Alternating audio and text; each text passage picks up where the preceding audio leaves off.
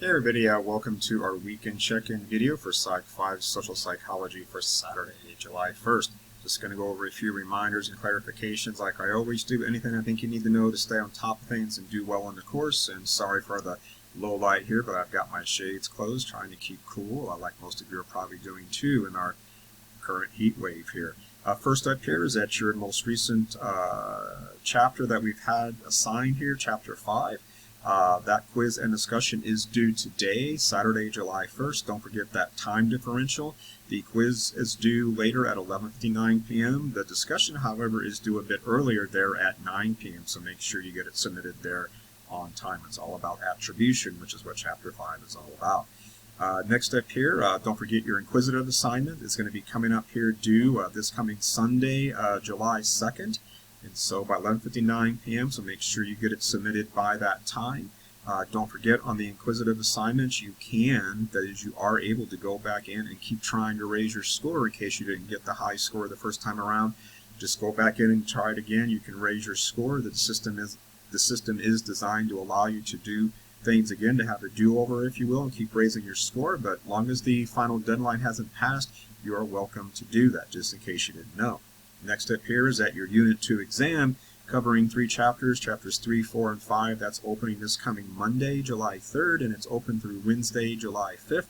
Don't forget you have a study guide to help you prepare there at the bottom of Unit 2, so do take a look at that.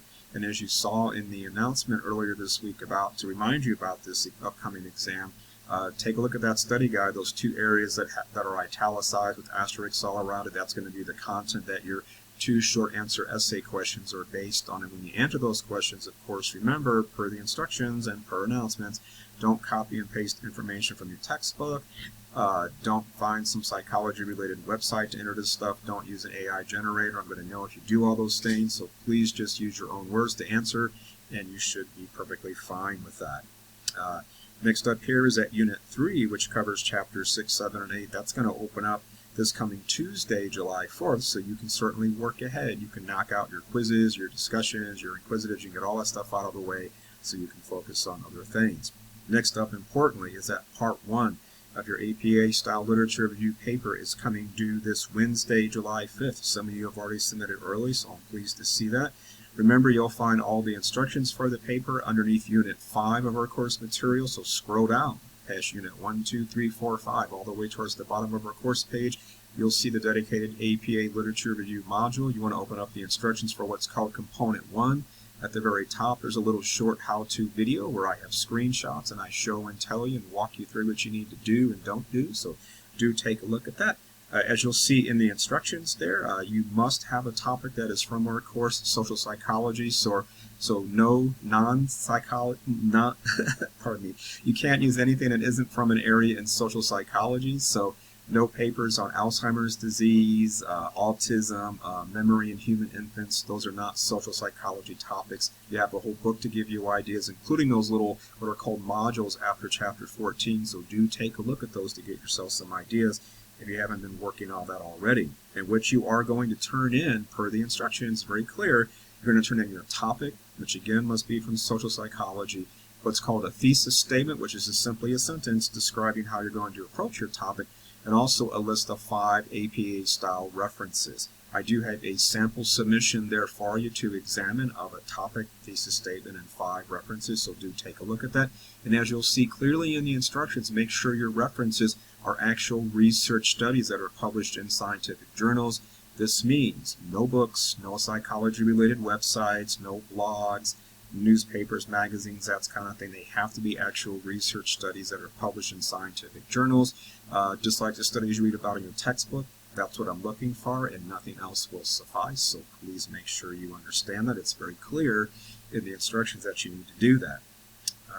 If you're having trouble finding academic peer-reviewed research articles, I do have a little section there embedded in the instructions, and also between the instructions for Part 1 and Part 2 of the paper in the module there on how to use a particular database. It's called Academic Search Complete, or EBSCO. You can take a look at that. It's really easy. Follow the instructions I put there for you, and it's really easy to locate academic peer-reviewed research articles. When you are ready to submit, right below the instructions for Component 1 in that APA Literature Review module, you'll see a dedicated submission area for component 1. It is clearly labeled submission area, so you can't miss it. And you are going to upload your file, which, by the way, must be in Microsoft Word, so no PDFs, no Google Docs, Apple Docs, etc. there. It's got to be in Microsoft Word. All of you have free access to Microsoft Word using any Office 365 link you will find on any Canvas course page. It's free to use, so make sure that you do that. So please don't email any of that to me. It must be submitted in that submission area there. And per the course policies you'll find on your syllabus, but also at the bottom of the instructions for Part 1 of the paper and the bottom of the submission area instructions, you are allowed to submit late regarding your first part of your paper, but it's 10% deduction for being late, and it's 5% additional point deduction for every 24-hour period after that. And after 72 hours, you won't be able to submit at all. You will see all the final deadlines around that. You know, the very, very final deadline 72 hours later. Again, when you look at the bottom of the instructions and the bottom of the submission area, I've very clearly put that there for you, so there's no gray area about that. Okay, that's everything I wanted to say for now. We are going to have our live session again this coming Monday at 1 p.m. So you got the Zoom link earlier this week, so please come if you can. It's just open office hours. Otherwise, if you need anything in the meantime, reach out via email on Canvas, and I'll be glad to get back to you.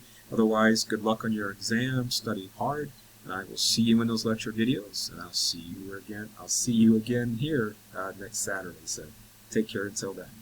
Bye-bye. I've been grading a lot of papers lately, so my head's kind of swimming. So apologies for my verbal fumbles here. So I'll see you next time.